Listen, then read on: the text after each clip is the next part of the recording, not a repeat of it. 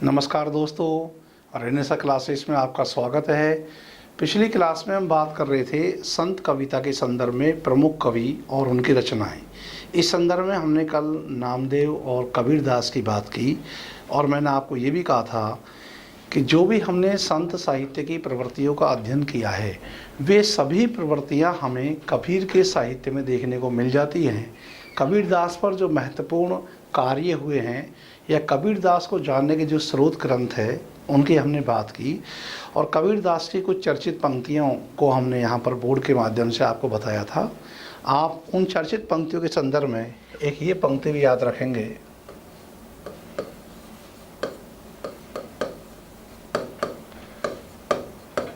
आखड़िया झाई पड़ी पंथ निहार निहारी, आखड़िया झाई पड़ी पंथ निहारी निहारी, पंथ निहारी निहारी, जीवड़िया छाला पड़ी, जीवड़िया छाला पड़ी, नाम पुकार पुकारी।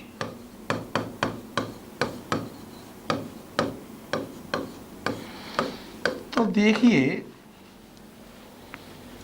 इन पंक्तियों को एक बार इस प्रकार से पूछा गया था कि इन पंक्तियों में किस प्रकार का एक रहस्यवाद मिलता है। तो मैंने आपको बताया था कि प्रियतम को बहुत ही माधुरी ढंग से याद किया गया है और मिलन पीड़ा और विरह के जहाँ पद आएंगे वो भावनात्मक रहस्यवाद में जाएंगे। तो इन पंक्तियों में भावनात्मक रहस्यवाद की अभिव्यक्ति है और आप ये कह सकते हैं कि यहाँ वियोग श्रृंगार देखने को मिल रहा है। तो कबीरदास की जो चर्चित पंक्ति हैं या कबीरदास पर जो चर्चित कथन कहे गए हैं वो हमें ज़रूर आने चाहिए। इस संदर्भ में देखिए कि डिजिटल स्टैंड का हमको एक बड़ा फ़ायदा है कि अब हमको बहुत सारे इतिहास ग्रंथों का अध्ययन ना करके जो आपको कक्षा में पढ़ाया जाए वही आप ठीक से पढ़ लेंगे। जैसे रामचंद्र शुक्ल, डॉक्टर बच्चन सिंह या मुक्तिबोध या और बड़े बड़े जो विचारक हैं वो कबीरदास के संदर्भ में क्या अपने विचार व्यक्त करते हैं, इन बातों को अब हम आपको पीपीटी के माध्यम से बतलाते हैं। तो यहाँ से आप नोट्स बना सकते हो। तो देखिए, कबीरदास पर जो चर्चित कथन आए हैं आप यहाँ से देखना स्टार्ट कीजिएगा। सबसे पहले कबीरदास के संदर्भ में, कबीरदास के संबंध में चर्चित वक्तव्य कहे गए हैं उसको आप देखेंगे। रामचंद्र शुक्ल विगत कितनी ही प्रकार की प्रतियोगी परीक्षाओं में, चाहे फर्स्ट ग्रेड से लेकर के और कॉलेज लेक्चरर, नेट, डीएसएसबी तक में रामचंद्र शुक्ल के जो भी कथन पूछे गए हैं कबीरदास के संदर्भ में वो मैंने आपको एक सारणीबद्ध तरीके से यहाँ आपको दिखाया जा रहा है। तो आप देखिए, पहला कथन आप देखेंगे, रामचंद्र शुक्ल ने कहा है कबीरदास के बारे में कि इसमें कोई संदेह नहीं कि कबीर ने ठीक मौके पर जनता के उस बड़े भाग को संभाला जो नाथ पंथियों के प्रभाव से प्रेम भाव और भक्ति रस से शून्य शुष्क पड़ता जा रहा था। तो जो नाथ पंथी है उसके बारे में हमने आपको बताया कि यद्यपि संत साहित्य ने और कबीरदास ने नाथ पंथ से सर्वाधिक प्रभाव ग्रहण किया, लेकिन नाथ पंथ में भक्ति और प्रेम के लिए जगह नहीं है। तो जिस प्रेम भावना का अभाव हमको नाथ पंथ में मिलता है वह अभाव हमको संत साहित्य में नहीं मिलता है। और ये भी मैंने आपको बताया था कि नाथों ने तो आपको पता ही है कि श्रृंगार पर तो बिल्कुल नहीं लिखा, स्त्री वेशभूषा प्रकृति चित्रण पर तो बिल्कुल नहीं लिखा, लेकिन यहाँ संत साहित्य में हम वियोग श्रृंगार की बहुत ही मार्मिक अभिव्यक्ति देख सकते हैं। और यही कारण है कि संत साहित्य और नाथ साहित्य की तुलना करते हुए मैंने आपको प्रारंभ में बताया था कि नाथ साहित्य को आप शुष्क और नीरस कहोगे, लेकिन संत साहित्य इस मायने में शुष्क और नीरस नहीं है। संत साहित्य को हम सरस ही कहेंगे। तो ये कथन आप देखेंगे कि नाथ पंथियों के प्रभाव से जो प्रेम भाव और भक्ति रस से शून्य पड़ता जा रहा था उसकी पूर्ति कबीरदास ने की। और कबीरदास ने की, संत साहित्य ने की, लेकिन चूंकि कबीर संत साहित्य के प्रतिनिधि हैं ये भी हम जानते हैं। तो ये रामचंद्र शुक्ल का कथन है, आपको इससे नोट्स बनाने हैं, क्योंकि यहाँ मैं उन्हीं कथनों को आपको दिखा रहा हूँ जो विगत परीक्षाओं में पूछ लिए गए हैं। इस संदर्भ में आप नेक्स्ट देखिए, कबीर के संदर्भ में चर्चित वक्तों में फिर से रामचंद्र शुक्ल को मैंने एक साथ सारणीबद्ध तरीके से प्रस्तुत किया है। रामचंद्र शुक्ल ने ये जो कथन कहा है, एक नेट की परीक्षा में आया हुआ है। रामचंद्र शुक्ल यहाँ कहते हैं कि जो कबीरदास है उनको हम तात्विक दृष्टिकोण से ना तो शुद्ध एकेश्वरवादी कह सकते हैं, ना ही शुद्ध अद्वैतवादी कह सकते हैं। तो उसी पहलू को उठाते हुए ये कथन लिखा गया है रामचंद्र शुक्ल।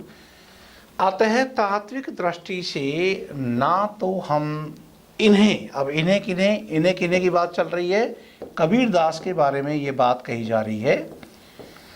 तो तात्विक दृष्टि से ना तो हम इन्हें पूरे अद्वैतवादी कह सकते हैं, अद्वैतवादी कह सकते हैं, और ना एकेश्वरवादी कह सकते हैं। दोनों का मिला जुला भाव इनकी वाणी में मिलता है। या हमसे ऐसे पूछ सकते हैं कि कबीर के संदर्भ में इस कथन के प्रयुक्ता कौन है, तो इसका उत्तर हो जाएगा रामचंद्र शुक्ल। तीसरा कथन देखिए, जो आप लिख भी चुके हैं, पिछली क्लास में हमने डिस्कस किया था कि जब हमसे पूछा जाएगा कि संत कविता के प्रवर्तक कौन है या निर्गुण संत परंपरा के प्रवर्तक कौन है, तो हमारा उत्तर नामदेव हो जाएगा। लेकिन जब प्रश्न पूछा जाएगा कि निर्दिष्ट शब्द को जोड़ करके इस प्रकार से कि निर्गुण मार्ग के निर्दिष्ट प्रवर्तक कौन माने जाएंगे, तो इसका उत्तर होगा कबीरदास। और ये कथन रामचंद्र शुक्ल ने कहा है। और निर्दिष्ट के संदर्भ में मैंने आपको बताया कि निर्दिष्ट यहाँ इस भाव को व्यंजित कर रहा है कि इन कबीरदास ने अपने समय और समाज को बहुत बड़े स्तर पर प्रभावित किया था, एक दशा और दिशा देने का कार्य किया था। इतने बड़े पैमाने पर नामदेव का योगदान नहीं है, इसलिए यहाँ निर्दिष्ट शब्द का प्रयोग एकदम एक खास प्रकार की दिशा। तो निर्गुण मार्ग के निर्दिष्ट प्रवर्तक कबीरदास माने जाएंगे, ये भी हमको विदित होना चाहिए कि ये कथन रामचंद्र शुक्ल का है। शुक्ल के कबीरदास के संदर्भ में कहे गए पूरे कथन परीक्षा में आए हुए हैं।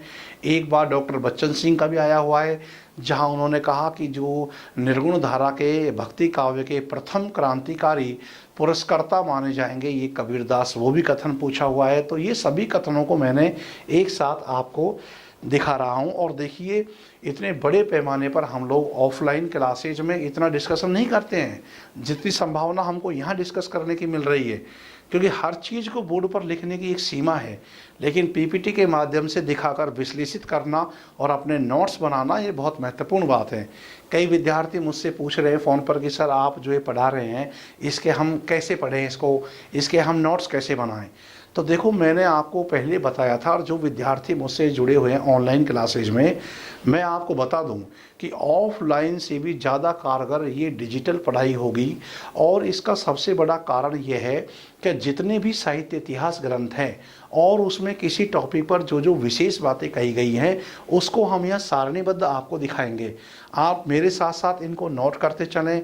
आप अपने वीडियो को रोक सकते हो और वीडियो को रोक करके आप इन कथनों के अपने नोट्स बना लेंगे। और सबसे बड़ा फ़ायदा है श्रवण। देखिए, आप देख तो चीज़ों को रहे ही हैं और बोर्ड पर हम काफ़ी विशेष कार्य कर रहे हैं, बल्कि जो बहुत ही महत्वपूर्ण बिंदु है कि जिसे लिखे बिना काम नहीं चलता, उसे मैं बोर्ड पे ही लिख लिख के आपको समझा रहा हूँ। तमाम रचनाकार या जितनी प्रवृत्तियाँ हैं, पहले मैं आपको उसे बोर्ड पे समझा रहा हूँ, फिर वही चीज़ मैं आपको पीपीटी पर दिखा करके दोबारा आपको स्मरण करा रहा हूँ। और इस प्रकार से आपको वीडियो को रोक कर कोई नोट्स बनाने हो तो आप नोट्स बनाओ। विशेष पूरा के पूरा फोकस आप सुनने पे करो, क्योंकि अपना पूरा हिंदी साहित्य एक प्रकार से आप ये मान के चलो कि एक भागवत कथा प्रवचन है, और सुनने के बाद, और सुनने की चूँकि सीमा नहीं है, आप 2 बार 3 बार उसको सुनेंगे तो चीज़ें आपको हूबहू याद हो जाएगी। फिर भी यदि हमको लगेगा कि कोई विशेष शब्द है, मान ली कि निर्दिष्ट शब्द का हमको पता नहीं है कि इसका अर्थ क्या है, तो हम लोग अब ऐसा करने वाले हैं, कुछ 2 4 5 क्लास के बाद में हम लोग एक दिन निर्धारित करेंगे और उस निर्धारित दिन पर हम लाइव हुआ करेंगे। और लाइव होकर के आपके क्वेश्चंस आंसर जो भी होंगे उसको हम डिस्कस किया करेंगे, क्योंकि ये कोरोना समस्या का पता नहीं है कब तक चलना है। बल्कि मुझे तो ऐसा लग रहा है कि 2020 का तो फ्यूचर गया, 21 में भी बहुत संभावना है कि शायद ये कोरोना का प्रकोप इतना कम ना हो। इसलिए ये आज इतनी महामारी के दौर में ये पढ़ने का तरीका सबसे बेस्ट है। और इसमें कहीं भी ऐसा नहीं है कि जो मैं ऑफलाइन में ज़्यादा दे रहा हूँ। मैं खुद पढ़ा रहा हूँ, मैंने ऑफलाइन भी क्लास पढ़ाई है और मैं अब भी पढ़ा रहा हूँ, और ज़्यादा सुकून और बेहतर तरीके से अपने आप को प्रेजेंट करना मुझे यहाँ सुखदाई हो रहा है। इसलिए आप इन पहलुओं को इसी प्रकार से नोट्स बनाकर ठीक से पढ़ेंगे। साप्ताहिक परीक्षा आपकी बहुत जल्दी मैं स्टार्ट करने वाला हूँ, उससे आपका मूल्यांकन होगा कि आप कितने पढ़ रहे हैं। पीडीएफ में भी आपको पेजेज अब नोट्स के लिए दिए जाएंगे। जैसे ही भक्ति काल का टॉपिक पूरा हो जाएगा, आदिकाल और भक्ति काल के कुछ प्रश्न आपको पीडीएफ के माध्यम से दिए जाएंगे। तो इन चीज़ों को आप पढ़िए। मैंने आपको साफ तौर से कहा है कि किसी भी परीक्षा का कोई क्वेश्चन छूट कर नहीं जाए, वो मेरी जिम्मेदारी है। लेकिन मैं जितना आपको पढ़ा रहा हूँ, लिखा रहा हूँ, समझा रहा हूँ, इतना आप सुन रहे हैं, सीख रहे हैं, ये आपकी जिम्मेदारी है। नेक्स्ट इस संदर्भ में अगला कथन देखेंगे। रामचंद्र शुक्ल का बहुत महत्वपूर्ण कथन है। राजस्थान स्लेट परीक्षा DSSB फर्स्ट ग्रेड में क्वेश्चन आया हुआ है इस प्रकार से। ये वाली जो पंक्ति है, देखिए रामचंद्र शुक्ल कह रहे हैं, कबीर तथा अन्य निर्गुण पंथी। ये कथन ऐसे पूछा था, कथन देने के बाद में विचारक का नाम पूछा है। कबीर तथा अन्य निर्गुण पंथी संतों के द्वारा अंत साधना में रागात्मिका, तो ये कथन यहाँ से उठाया गया था। अंत साधना में रागात्मिका भक्ति और ज्ञान का योग तो हुआ, पर कर्म की दशा वही रही जो नाथ पंथियों के यहाँ थी। तो निर्गुण पंथी संतों के लिए, विशेषकर कबीर के लिए, ये बात रामचंद्र शुक्ल ने कही है। आपको ये विदित होना चाहिए कि इनके यहाँ कर्म की दशा वही रही जो नाथ पंथियों के यहाँ थी। वैसे नाथ पंथियों के यहाँ कर्म की कौन सी दशा रही थी? एक प्रकार से जो नाथ मार्गियों ने जो योग मार्ग और जो षट चक्र साधना, इंगला पिंगला, ये तमाम चीज़ों की जो अभिव्यक्ति की है, ये आपको संत साहित्य में और विशेषकर कबीरदास के यहाँ भरपूर मात्रा में देखने को मिलता है। लेकिन एक बात जरूर आप लोग ध्यान रखेंगे, ये बात सही है कि नाथों से सर्वाधिक प्रभाव कबीरदास और संत साहित्य ने लिया है, लेकिन ऐसा भी नहीं है कि इनकी अपनी संवेदना नहीं है। इनकी अपनी संवेदना इनको नाथों से अलग भी करती है। आप देखेंगे कि जो नाथ शब्दावली है उसके बारे में कबीरदास ने कितना अच्छा छंद कहा है कि शून्य मरे अजपा मरे अनहद हु मर जाए।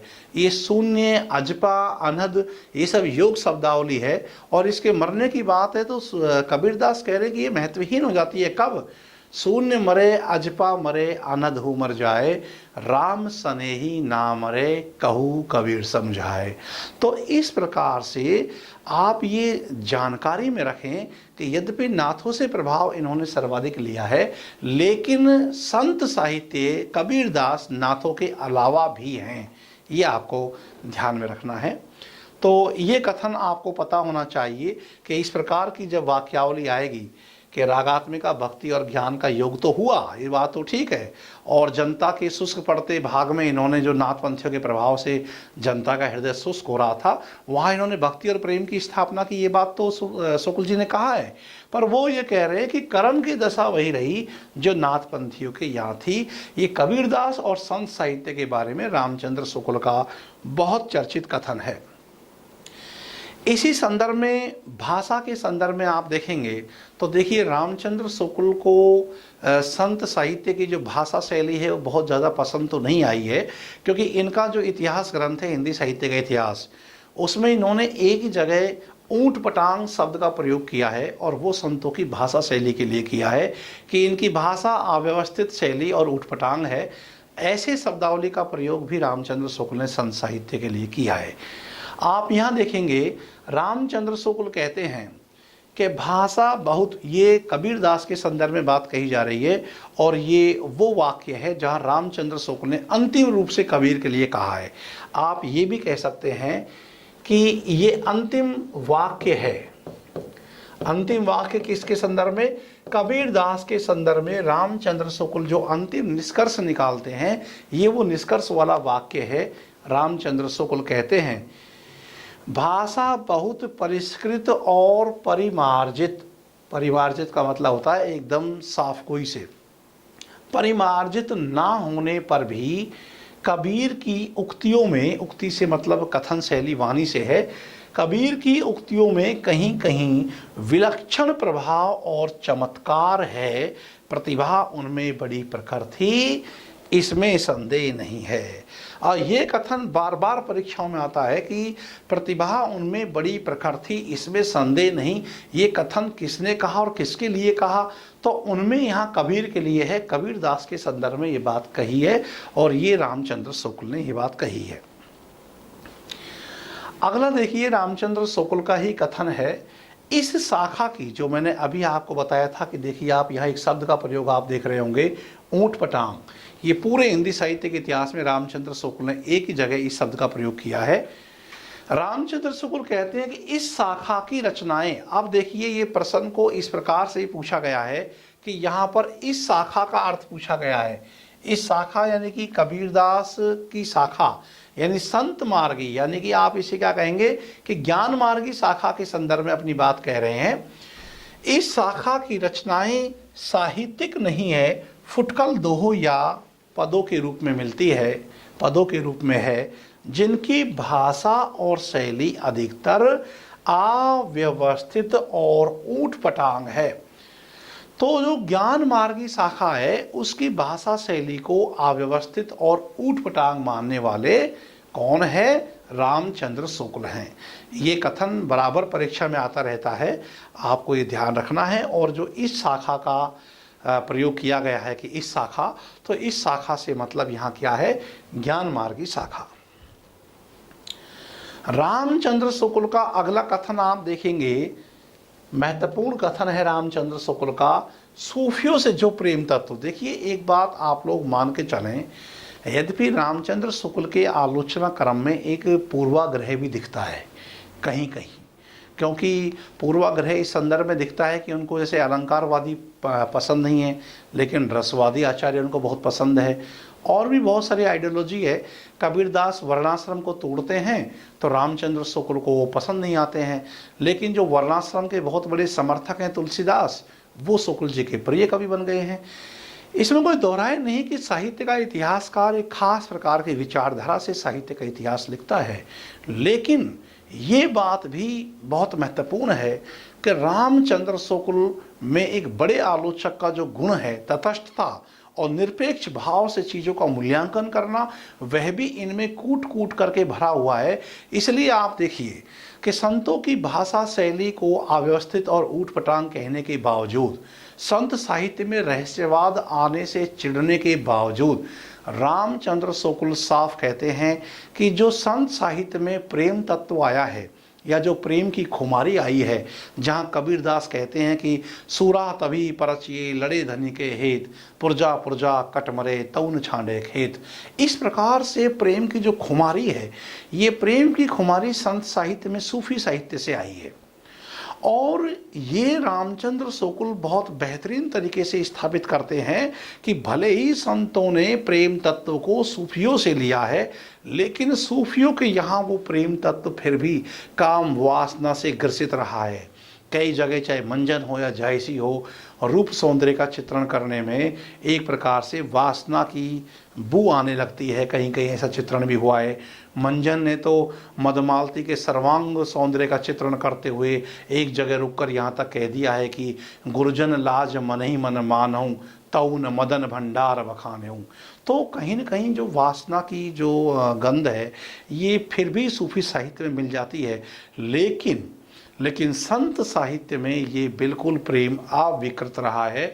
निसंदेह यह प्रशंसा की बात है। तो अब आप यहाँ देखिए, रामचंद्र शुक्ल कह रहे हैं, सूफियों से जो प्रेम तत्व उन्होंने लिया, उन्होंने किन्होंने? संतों ने, संतों की बात चल रही है, उन्होंने लिया, वह सूफियों के यहाँ चाहे काम वासना ग्रस्त हुआ हो, पर निर्गुण पंथ में अविकृत रहा। वो बिगड़ा नहीं प्रेम भाव। यानी कि आप ये नहीं कह सकते कि संत साहित्य में जो प्रेम आया है वो कहीं वासना से ग्रस्त हुआ है, बिल्कुल ऐसा नहीं हुआ। वो अविकृत रहा। अविकृत यानी बिगड़ा ही नहीं। यह निस्संदेह प्रशंसा की बात है। आप देखिए, अब आम तौर से जो क्वेश्चन बनाए जाते हैं और यदि उनमें गंभीरता का पुट लाया जाता है, अब आसान सवाल पूछना हो तो वो केवल यही पूछ सकता है कि बीजक के संपादक कौन है या फिर बीजक के कितने भाग हैं, बहुत आसान तरीके से। और जब उसको कठिन सवाल बनाना है पेपर सेटर को, तो वो ये क्वेश्चन पूछ लेगा कि रामचंद्र शुक्ल ने किस संदर्भ में संत साहित्य की भूरी भूरी प्रशंसा की है। अब वो विकल्प देगा। नंबर 1, संत साहित्य में उपदेशात्मकता व समाज सुधार की प्रवृत्ति। एक दे देगा संत साहित्य में रहस्यवादी भावना की प्रवृत्ति। एक दे देगा कि संत साहित्य की भाषा और शैली की उत्कृष्टता। और एक दे देगा संत साहित्य में विशुद्ध प्रेम तत्व। तो अब इसमें विद्यार्थी क्या करेगा, चलो वो उसने सुन रखा होगा भाई रहस्यवाद के तो विरोधी हैं, लेकिन वो क्या करेगा, उपदेशात्मकता व समाज सुधार की भावना। जो थोड़ा सा बड़ा भी हो गया है ये और थोड़ा पॉजिटिव सकारात्मक लग रहा है, नहीं चलेगा, ऐसे तुक्के नहीं चलेंगे। इसका एकमात्र उत्तर होगा जो क्या होगा कि जो संत साहित्य में प्रेम तत्व की शुद्धता है उसकी उन्होंने कहा कि निसंदेह यह प्रशंसा की बात है। इस प्रकार से प्रश्न गहरे बन जाते हैं। तो यदि हम उस चीज़ का, उस पहलू का संपूर्ण परिवेश के संदर्भ में सर्वांग अध्ययन कर लेते हैं तो प्रश्न वो तथ्यात्मक पूछे या विश्लेषणात्मक पूछे, वहाँ कोई दिक्कत वाली बात नहीं होती है। तो आपको ध्यान रखना है कि ये भी बहुत चर्चित कथन है और किस संदर्भ में रामचंद्र शुक्ल संत साहित्य की प्रशंसा कर रहे हैं ये भी हमको विदित रखना है। तो ये 7 कथन मैंने आपको वो यहाँ पीपीटी के माध्यम से दिखलाए हैं बोर्ड पर, जो विगत परीक्षाओं का हिस्सा बन चुके हैं। और इसके बाद में डॉक्टर बच्चन सिंह, ये कथन अभी तक किसी परीक्षा में देखने को तो नहीं मिला है, लेकिन है इतना अधिक महत्वपूर्ण कि कभी भी आपकी परीक्षा में प्रवेश कर सकता है। बस आप 2 चीज़ ध्यान रखो, ये विद्रोह मूलक और जो प्रतिरोधात्मक है, यानी प्रोटेस्टेंट और रेजिस्टेंट।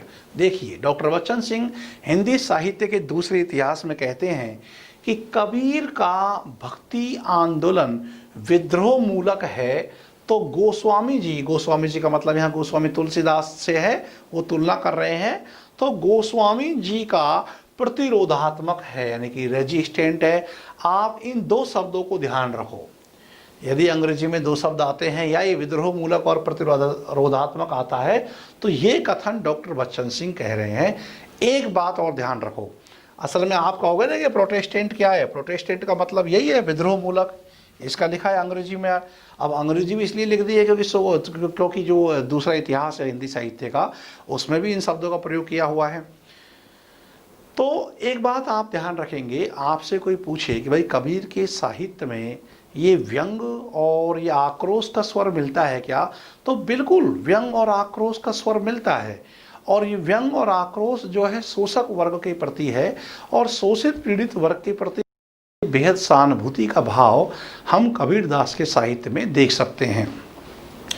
तो ये कथन आपको ध्यान रखना है डॉक्टर बच्चन सिंह का। नेक्स्ट डॉक्टर बच्चन सिंह का बहुत महत्वपूर्ण कथन है, आप ठीक से पढ़ेंगे तो आप देखेंगे कि जो कबीरदास की जो साहित्यिक संवेदना है उसको उजागर करने वाला ये कथन है। डॉक्टर बच्चन सिंह ने ही हिंदी साहित्य का दूसरे इतिहास में लिखा है, कबीर पहले व्यक्ति हैं जिन्होंने विभिन्न धर्मों, संप्रदायों, जातियों, वर्णों को नकार कर ऐसे समाज की स्थापना का प्रयास किया जिसमें धर्म, संप्रदाय, ऊंच नीच के भेदभाव के लिए कोई स्थान नहीं है। उनके समाज में न कोई हिंदू है न मुसलमान, सब मनुष्य है, कोई किसी से छोटा बड़ा नहीं है। ये जो सामाजिक समानता और समरसता का बिंदु जो कबीर साहित्य में मिलता है उनको डॉक्टर बच्चन सिंह ने बहुत ही अच्छे तरीके से प्रस्तुत किया है। मैंने भी आपको बताया था कि ना हिंदू ना मुसलमान, कबीरदास असल में एक ऐसे विश्वव्यापी मानवतावादी धर्म की स्थापना करने पर बल देते हैं जिसमें जाति पाति, ऊंच नीच, छोटे बड़े का कोई भी भेदभाव नहीं है। एक सर्वव्यापी मानवीय धर्म की स्थापना करना कबीर साहित्य का अंतिम लक्ष्य है। उन्हीं बातों को रूपायित यहाँ डॉक्टर बच्चन सिंह ने इन शब्दावली के माध्यम से किया है।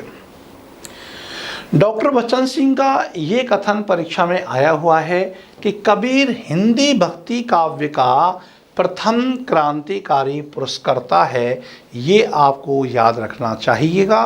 दोबारा प्रश्न रिपीट हो जाते हैं, प्रथम क्रांतिकारी पुरस्कर्ता हैं। और ये भी मैं आपको बता दूं कि डॉक्टर बच्चन सिंह के भी यदि आप प्रिय कवि की बात करें, जैसे देखो कुछ प्रिय कवि परीक्षा में आते रहते हैं, आपसे कोई पूछे भाई बड़े बड़े आलोचकों की बात करें तो रामविलास शर्मा का नाम आपने सुन रखा है, रामविलास शर्मा के प्रिय कवि कौन है? तो हमारा उत्तर होगा सूर्यकांत त्रिपाठी निराला। हमसे कोई पूछेगा कि बताइए कि रामचंद्र शुक्ल का प्रिय कवि कौन है, तो हम क्या कहेंगे? तुलसीदास। इसी प्रकार से हजारी प्रसाद द्विवेदी के प्रिय कवि कौन है, तो उत्तर हो जाएगा कबीर। इसी प्रकार से पूछे कि डॉक्टर बच्चन सिंह के प्रिय कवि कौन है, तो डॉक्टर बच्चन सिंह के प्रिय कवि हो जाएंगे कबीर। कबीर डॉक्टर बच्चन सिंह के प्रिय कवि हैं। और इस संदर्भ में प्रोफेसर नामवर सिंह, जो कि वरिष्ठ मार्क्सवादी प्रोफेसर आलोचक रहे हैं, जिनका हाल ही में कुछ समय पहले देहांत हुआ है, और प्रोफेसर नामवर सिंह के प्रिय कवि हैं मुक्तिबोध। तो इन प्रिय कवियों को पूछ लेते हैं कई बार।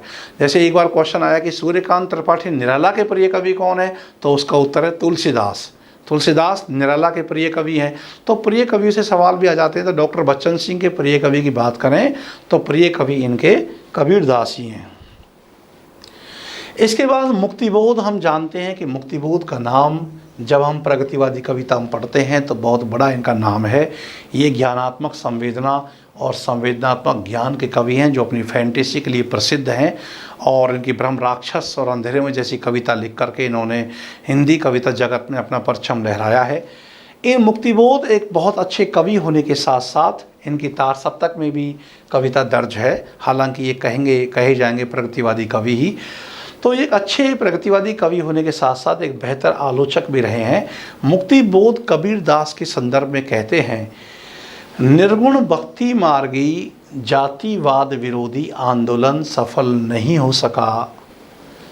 उसका मूल कारण यह है कि भारत में पुरानी समाज रचना को समाप्त करने वाली पूंजीवादी क्रांतिकारी शक्तियां उन दिनों विकसित नहीं हुई थी। ये कहना है कहीं न कहीं जो निर्गुण विचारधारा की कविता है वह कितनी क्यों सफल नहीं हो पाई थी, उस संदर्भ में मुक्तिबोध का यह अपना विचार है। आप देखिए कि एक किसी परीक्षा में क्वेश्चन आया, वो परीक्षा मुझे निश्चित रूप से याद नहीं आ रही, पर किसी विद्यार्थी ने भी मुझसे इसका आंसर पूछा था कि क्या कारण है कि निर्गुण साहित्य जो मध्यकाल में बहुत महत्वपूर्ण रहा, वो आज तक आते आते जो संत परंपरा है वो अपने प्रभाव को अच्छे से स्थापित नहीं कर पाई। इसका बड़ा कारण क्या है? तो इसके कारणों में एक तो ये था कि बहुत सारे संप्रदाय और गुट बन गए इसलिए, या एक उसमें ये था कि ये विकृत हो गए इसलिए, एक इसमें ये था कि इसमें साहित्यिक सरसता वाली रचनाएं नहीं आ पाई। तो इसका बड़ा कारण, जो सबसे प्रमुख कारण है, वो है कि जो साहित्यिकता, जो साहित्यिक रचनात्मकता की जो प्रवृत्ति है वो बाद में उस स्तर से नहीं मिलती है। इसलिए निर्गुण शाखा का बहुत अधिक कालांतर में विकास नहीं हो पाया। तो ये मैंने आपको जो 11 कथन बतलाए हैं, ये वो कथन है जो आपसे परीक्षाओं में पुनः पुनः पूछे जा सकते हैं। तो ये रहा कबीरदास से जुड़े हुए जो महत्वपूर्ण हमारे संदर्भ हैं, बिंदु हैं, उनकी हमने बात की। इसके अलावा अब हम आगे अपनी बात को बढ़ाते हुए कबीरदास के संदर्भ में हमने बातचीत की। इसके बाद में अगले संत कवि की हम बात करेंगे, वो हैं रैदास।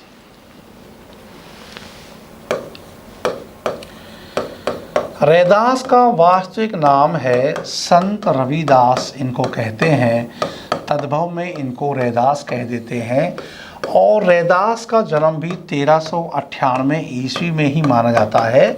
अब मान के चलो कि कालक्रम के दृष्टिकोण से 4 संतों को आपसे पूछ ले और 4 संतों में रैदास का नाम कबीर के साथ दे दे, तो पहले हम कबीर को लगाएंगे, क्योंकि ज़्यादा प्रमुख कौन है? कबीर हैं। तो कबीर भी 1398 में है, कबीर पहले आएंगे, रैदास को हम बाद में लगा देंगे। रैदास का जन्म बनारस के चरमकार परिवार में हुआ था। चरमकार परिवार से संबंधित है। तो ये अधिकतर जो संत हैं वो निम्न वर्ण से ही संबंधित रहे हैं, तो ये चरमकार परिवार से संबंधित थे। इन्होंने लिखा भी है, जाके कुटुंब सब ढोर ढोवंत, जाके कुटुंब सब ढोर ढोवंत, अजऊ फिरऊ, अजऊ फिरऊ बनारसी आसपासा। तो बनारस के आसपास, तो बनारस में इनका जन्म हुआ और ये भी रामानंद के निर्गुण शिष्य रहे हैं। तो हमको पता होना चाहिए कि जो कल की क्लास से मैंने आपको बताया था कि रामानंद के 12 शिष्य हैं और उन 12 शिष्यों के नाम भी क्रम से एक बार नेट में आया था, अनंत सुख सुर नर, वो क्रम बैठा था, अनंत आनंद, सुखानंद, सुरसुरानंद, नरहरानंद। तो उनका क्रम भी हमको याद रखना है।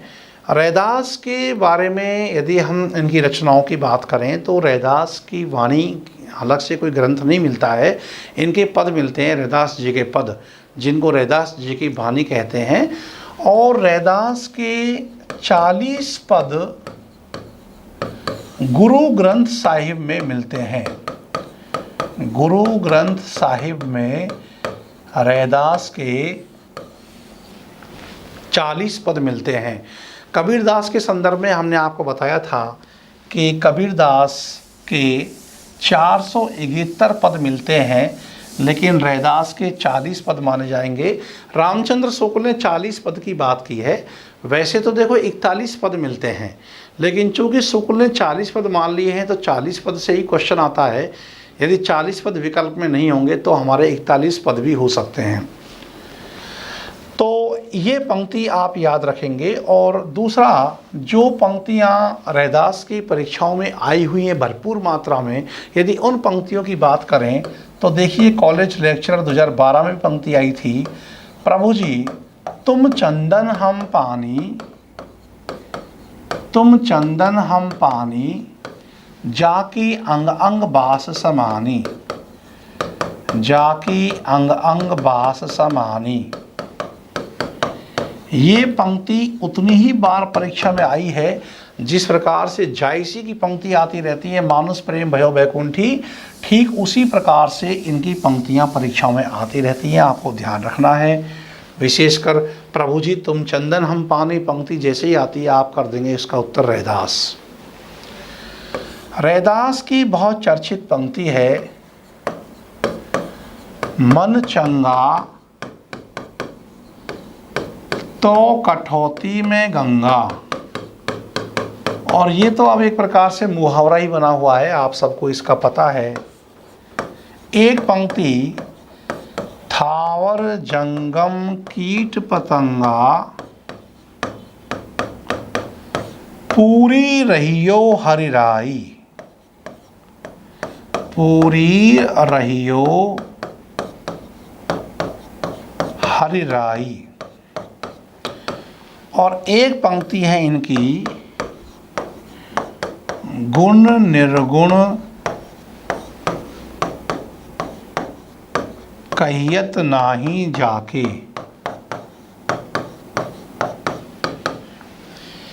ये रैदास की वो पंक्तियां हैं जो विभिन्न प्रतियोगी परीक्षाओं में आती रहती हैं, जिसमें ये पंक्ति सर्वाधिक मात्रा में परीक्षाओं में आई है, विशेष महत्वपूर्ण है। प्रभु जी तुम चंदन हम पानी, जाके अंग अंग बास समानी। तो कैसे परमात्मा से जीवात्मा लिपटी हुई है उस भाव को यहाँ बताया गया है। और थावर जंगम कीट पतंग सभी जगह प्रभु की सत्ता विद्यमान है, ये यहाँ पर ये कह रहे हैं। और गुण निर्गुण कहियत नाही जाके। देखो एक मिलती जुलती पंक्ति तुलसीदास की है, पर वो तो ऐसी है कि अगुनई सगुनई कछनई भेदा, ये पंक्ति तुलसीदास की है। तो इन पंक्तियों से भ्रम ना होना चाहिए आपको। अगुनई सगुनई कछुनई भेदा, ये पंक्ति तुलसीदास की है। और यह पंक्ति है, गुण निर्गुण कहियत नाही जाके। इसके अलावा रैदास की बहुत ही चर्चित पंक्ति है, जाति ओछा पाती ओछा, ओछा जन्म हमारा, जाति ओछा पाति ओछा, ओछा जन्म हमारा, राम राज में सेवा कीनी, राम राज में सेवा कीनी, कहे रैदास चमारा। ये जो शब्दावली का प्रयोग है ये इस बात को बतलाता है कि जो तथाकथित उच्च वर्ग है वो निम्न वर्ग के प्रति अपनी कैसी सोच रखता है। तो ये पंक्ति हैं, देखो यदि मैं एरो नहीं लगा रहा हूँ तो इसका मतलब है वो दोनों पंक्तियाँ एक ही हैं। जहाँ मैं इस प्रकार से तीर वाला एरो लगा देता हूँ इसका मतलब वो पंक्ति अलग से मानी जाएंगी। जैसे मैंने इसके आगे एरो नहीं लगाया तो ये पंक्ति दोनों एक है, और गुण निर्गुण कहियत नहीं जाके इसके आगे एरो है तो ये पंक्ति अलग है। इस प्रकार रैदास के संपूर्ण 40 पदों में से आपको ये 4-5 पंक्तियों को याद रखना जरूरी है।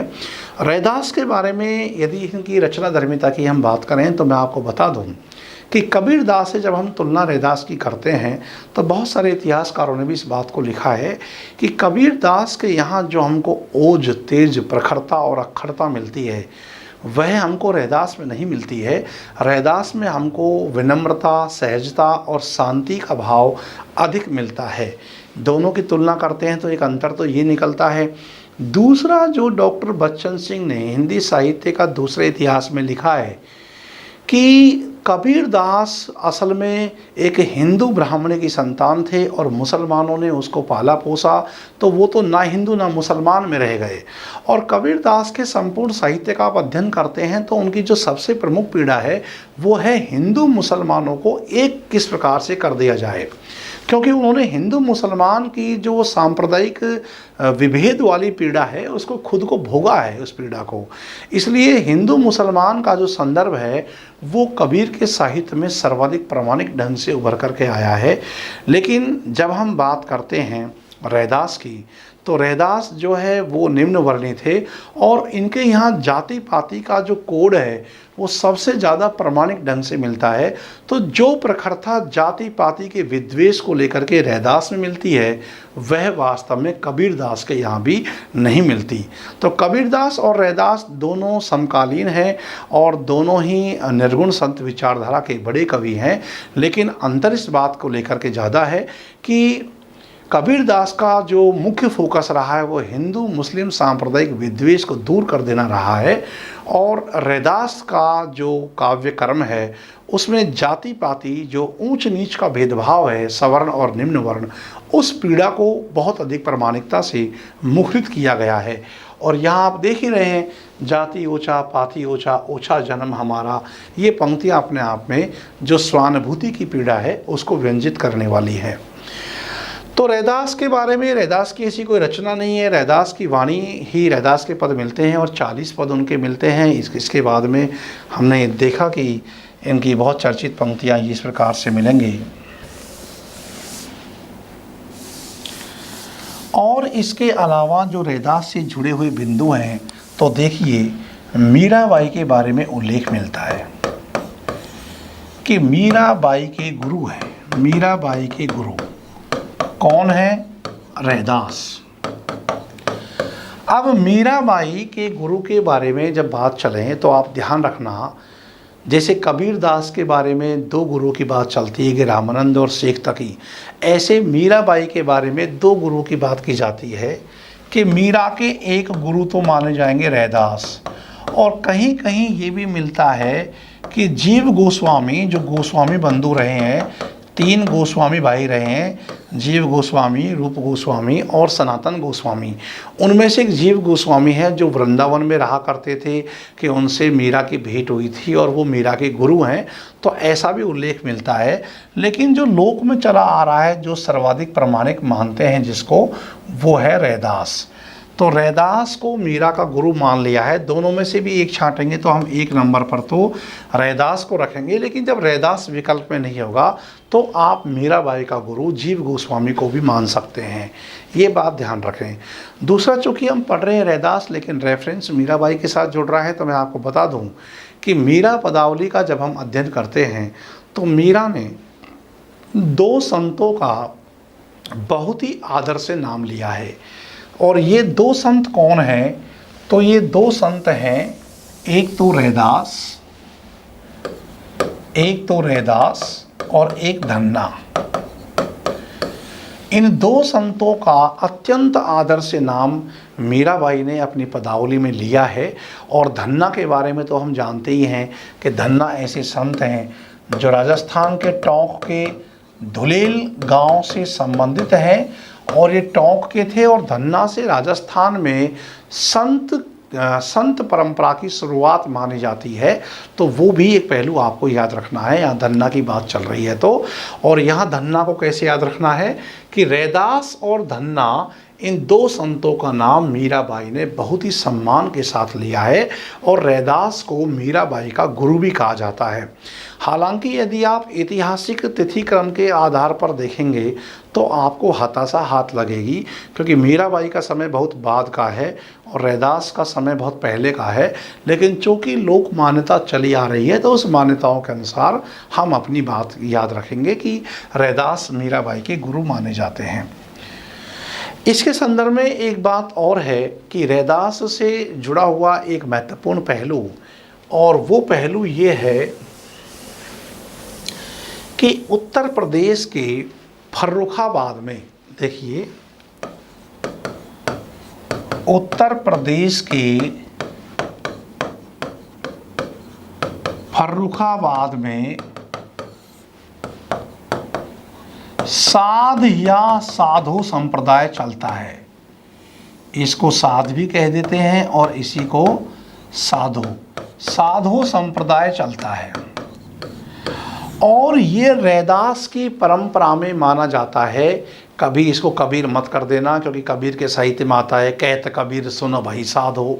तो ध्यान रहे कि उत्तर प्रदेश के फर्रुखाबाद में इस संप्रदाय की विशेष मान्यता है। और संवत 1600 में वीरभान नामक व्यक्ति ने इस साध या साधु संप्रदाय की स्थापना की थी, वीरभान। और वीरभान का नाम इस प्रकार से आता है कि सबसे पहले कि रैदास की शिष्य परंपरा में नाम मिलता है उदयदास का, और उदयदास की शिष्य परंपरा में नाम मिलता है वीरभान का। और ये वीरभान वही है जिन्होंने साध या साधु संप्रदाय की स्थापना की, और ये घटना संवत 1600 की है। अब इस प्रकार से किसकी परंपरा में आया? रैदास की परंपरा में। तो उत्तर प्रदेश के फर्रुखाबाद में जो साध या साधु संप्रदाय चलता है वह रैदास की परंपरा में आता है। ये बात हमको याद रखनी है। तो ये पहलू हैं रैदास से जुड़े हुए। और रैदास के कितने पद मिलते हैं गुरु ग्रंथ साहिब में? तो गुरु ग्रंथ साहिब में रैदास के 40 पद मिलते हैं। और 40 पद विकल्प में नहीं होगा तो हम कितने पद कर लेंगे? तो हम उसका उत्तर कर देंगे 41 पद। रैदास के गुरु कौन माने जाएंगे? तो ये रामानंद के शिष्य थे। बस इतना ही हमको याद रखना है रैदास के संदर्भ में।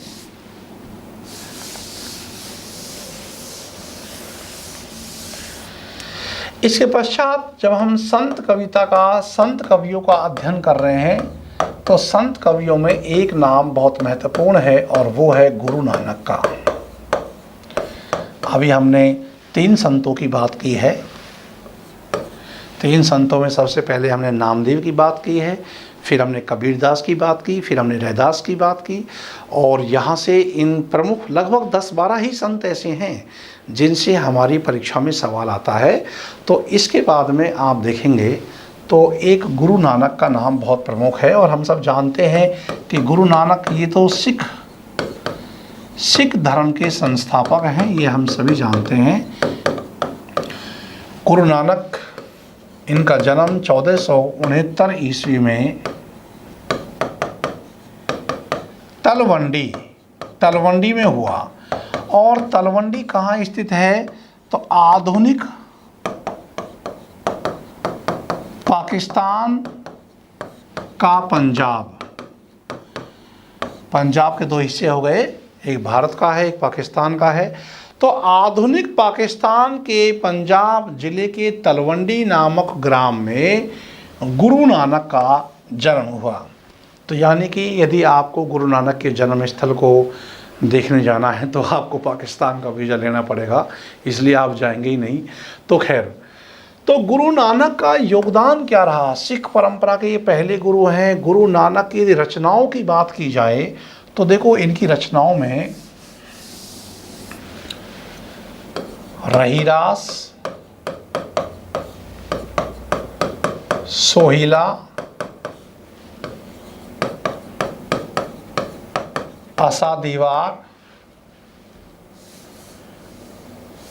ये इनकी बहुत चर्चित रचनाएं हैं।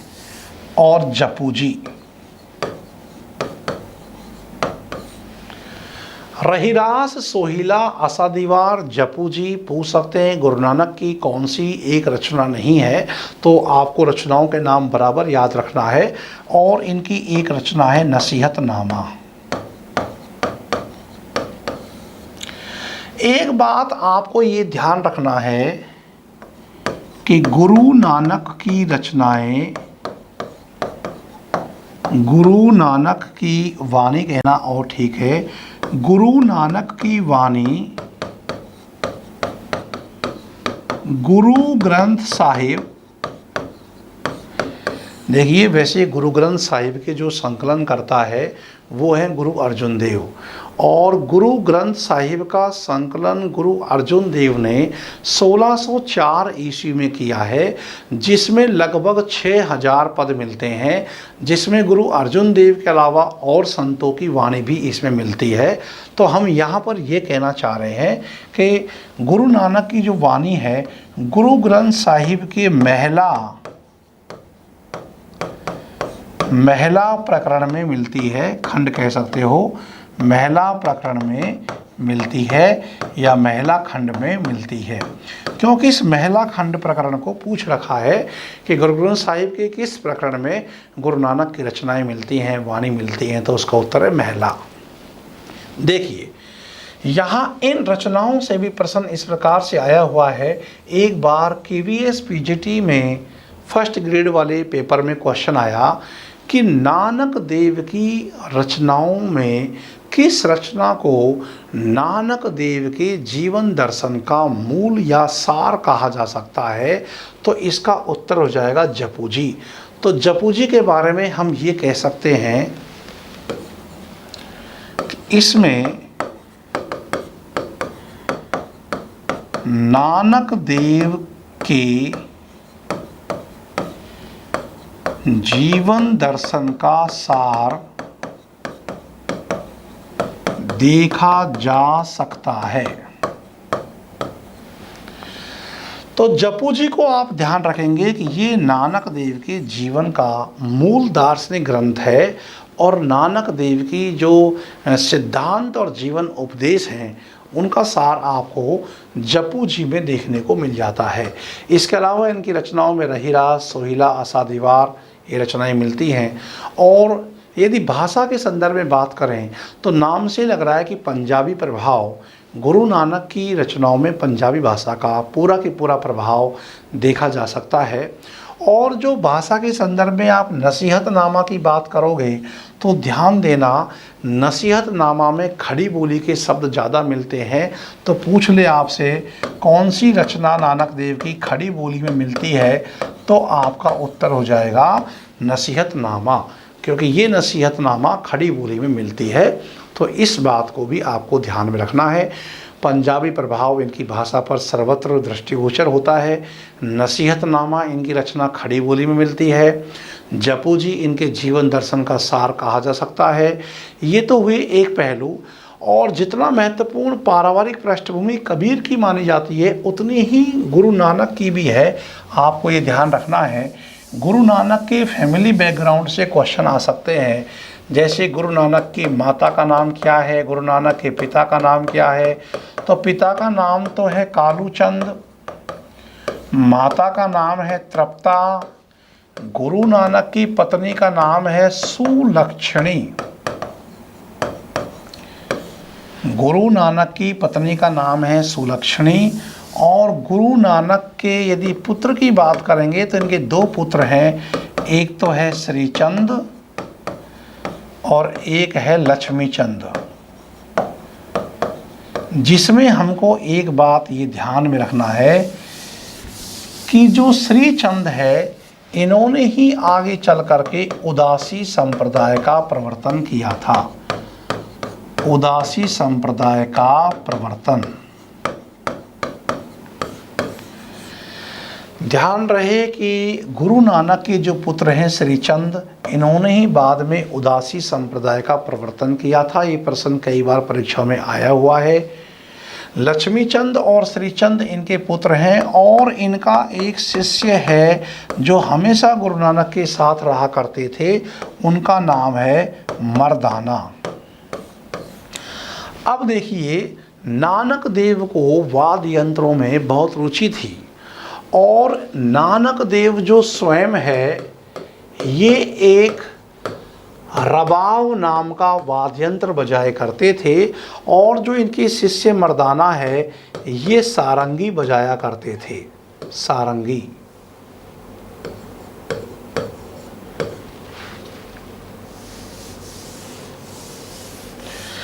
अब कहीं कहीं हम क्या पढ़ते हैं कि गुरु नानक जिस वाद्य यंत्र को बजाया करते थे वो सारंगी है, ये हम उल्टा पढ़ते हैं और ये इतिहास में इतना सीरियस नानक देव को नहीं विश्लेषित किया गया है। हिंदी में हम बहुत गहराई से पढ़ते हैं क्योंकि हमारे संत कवि हैं।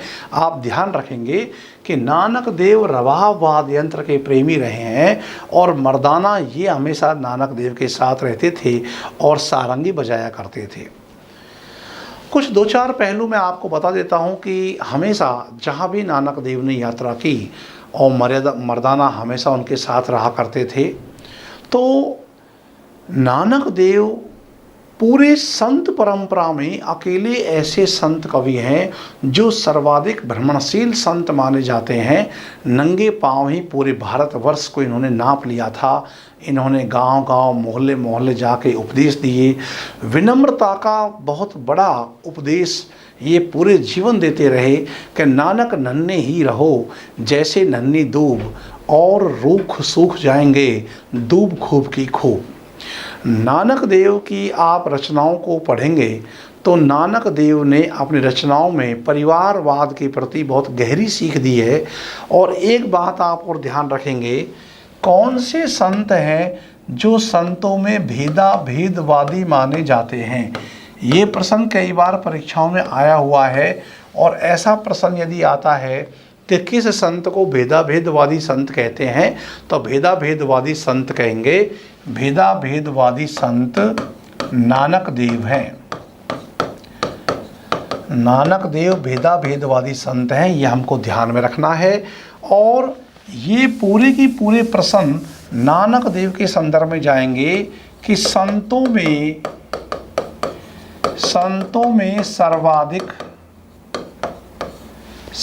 में सर्वाधिक भ्रमणशील संत कौन हैं, कौन से हैं? तो हमारा उत्तर हो जाएगा नानक देव। एक बार आरएस की प्री परीक्षा में 2007 में एक प्रश्न आता है कि निम्नलिखित में से किस संत ने सर्वाधिक स्त्री सम्मान की बात की है, तो उसका उत्तर था नानक देव। तो हमको ये ध्यान रखना है कि नानक देव ऐसे संत हैं,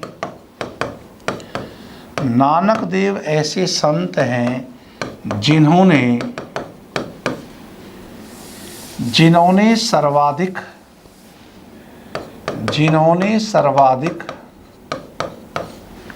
स्त्री सम्मान व स्त्री समर्थन की बात की है। ये पहलू भी आपको ध्यान में रखना है। 2007 के आरएस परीक्षा को खोल करके आप देख सकते हैं, वहाँ प्रश्न आया हुआ है और इसमें दादू दयाल, कबीर दास, इनका भी नाम था। तो यो तो संत सभी बहुत अच्छी बातें इस तरह के बारे में बोलेंगे भी। कबीर दास ने भी कहा है कि जो पतिव्रता नारी है उसकी प्रशंसा में लिखा कि पतिव्रता मैली भरी चाहे रूप स्वरूप, पतिव्रता के रूप पर वारे कोटिक रूप।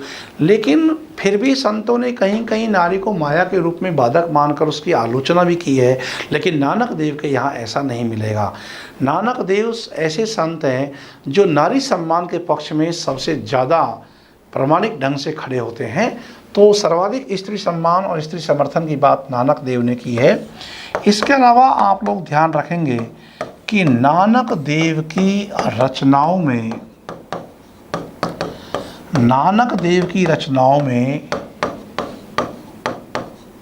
परिवारवाद की गहरी सीख मिलती है। परिवारवाद की गहरी सीख मिलती है। अब परिवारवाद में जैसे जो वाद लग रहा है, इससे आपको कुछ नकारात्मक सेंस आ रहा होगा कि यार परिवारवाद तो परिवार तक सीमित होने की बात कही है क्या। असल में ये कहना चाह रहे हैं कि देखो, सबसे पहले हम क्या करते हैं, बड़ी बड़ी बातें करते हैं, देश के लिए ये कर देंगे, समाज के लिए ये कर देंगे, पर सच तो ये है कि हम अपने परिवार के स्तर पर ही कुछ नहीं कर पाते हैं। हम अपने भाई बहन, माता पिता, पत्नी, उन्हीं का ठीक से सम्मान नहीं कर पाते हैं, तो देश को और समाज को हम क्या खाक देंगे। तो सबसे पहली बात है, स्त्री पुरुष को मिलजुल कर रहो, अपने परिवार में अच्छे से रहो, बच्चों को प्रेम करो, सम्मान दो, बड़े बूढ़ों को सम्मान दो। ये जो परिवार की जो सीख है, ये सीख तो यूँ तो सभी संतों ने दी है, लेकिन नानक देव ने बहुत गहराई के साथ में इस बिंदु को उठाया है और परिवारवाद की गहरी सीख इन्होंने दी है। तो एक प्रकार से परिवार में मिलजुल कर जो रहने का भावबोध है, वो नानक देव जगह जगह देते रहे। अब नानक देव के शिष्य मर्दाना हमेशा इनके साथ रहते थे। एक बार ये किसी गांव से गुजर रहे थे, तो वहाँ वो गांव बहुत ही उद्दंड युवकों का था और इनके उपदेश भी नहीं सुने और गाली गलौच भी की और बहुत बुरा व्यवहार गुरु नानक के साथ किया। लेकिन जब गुरु नानक वहाँ से निकल कर के गए तो उन्होंने उस गांव को ये आशीर्वाद दिया कि आबाद रहो। बाद में एक ऐसा गांव आया जहां बहुत स्वागत सत्कार किया गया इन गुरु शिष्यों का और बहुत अच्छे से इनके प्रवचन सुने। तो वहां जाते समय गुरु नानक ने उस अच्छे गांव वालों को यह आशीर्वाद दिया कि उजड़ जाओ। तो मर्दाना इस बात को समझ नहीं पा रहा था, तो वो अपने गुरु से पूछ रहा था कि गुरुजी, जो लोग बुरे थे उनको आपने कहा आबाद रहो, जो लोग अच्छे थे उनके लिए कहा आपने उजड़ जाओ।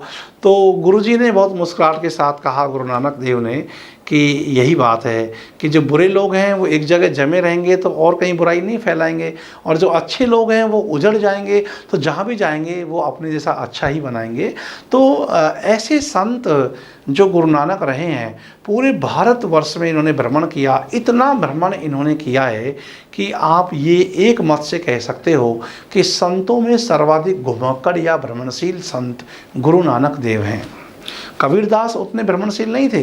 कबीरदास तो बनारस के बाज़ार में आके अपने कपड़ों का जुलाव का काम करता है, घर आता है, पत्नी बेचारी लोई है, लोई से नाम से लगता है कि वो केवल रोटी बनाने वाली लोई बनाती रहती होगी, तो घर में आटा ही नहीं आएगा तो फिर वो लोई भी कैसे बनाएगी।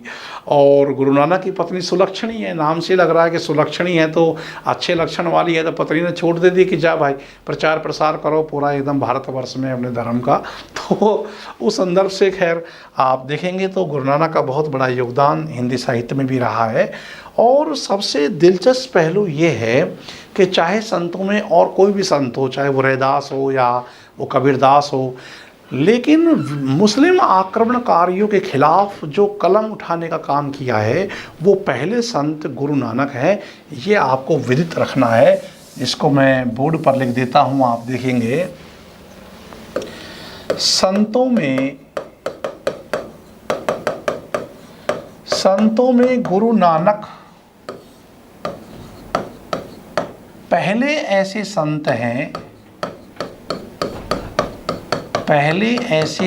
हैं जिन्होंने विदेशी आक्रमणकारियों के खिलाफ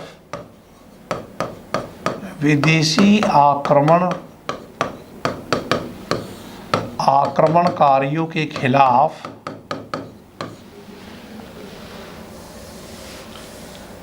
कलम उठाई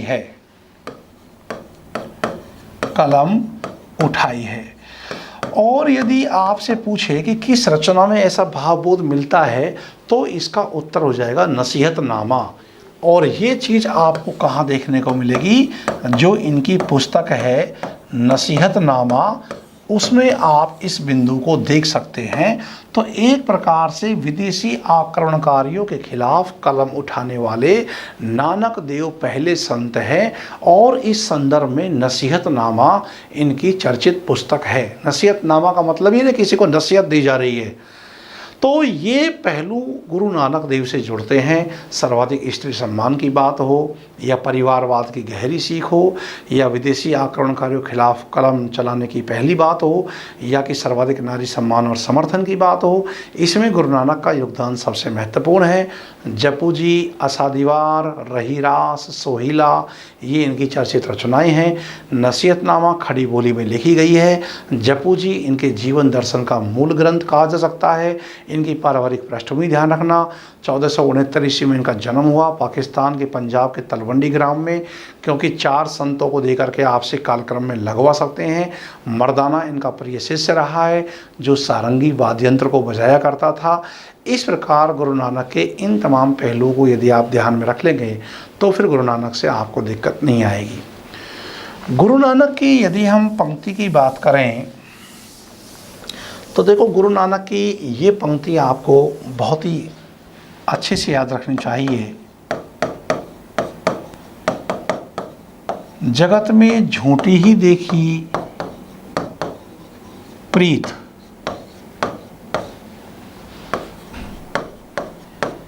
अपने अपने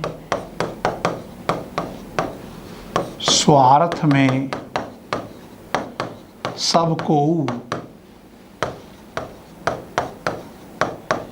क्या दारा क्या मीत। ये पंक्ति गुरु नानक की बहुत ही चर्चित है। जगत में झूठी ही देखी प्रीत, अपने अपने स्वार्थ में सबको क्या दारा क्या मीत। तो ये पहलू गुरु नानक के संदर्भ में है। इन पहलुओं को आप लोग ठीक से ध्यान रखेंगे, क्योंकि यहाँ से कोई भी क्वेश्चन आपकी परीक्षा में पूछा जा सकता है।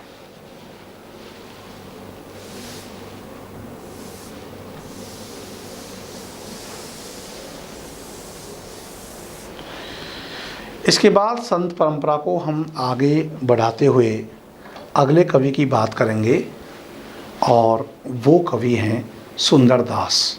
लेकिन आज की क्लास के लिए इतना काफ़ी है। शेष बातें हम कल की क्लास में करते हैं। नमस्कार।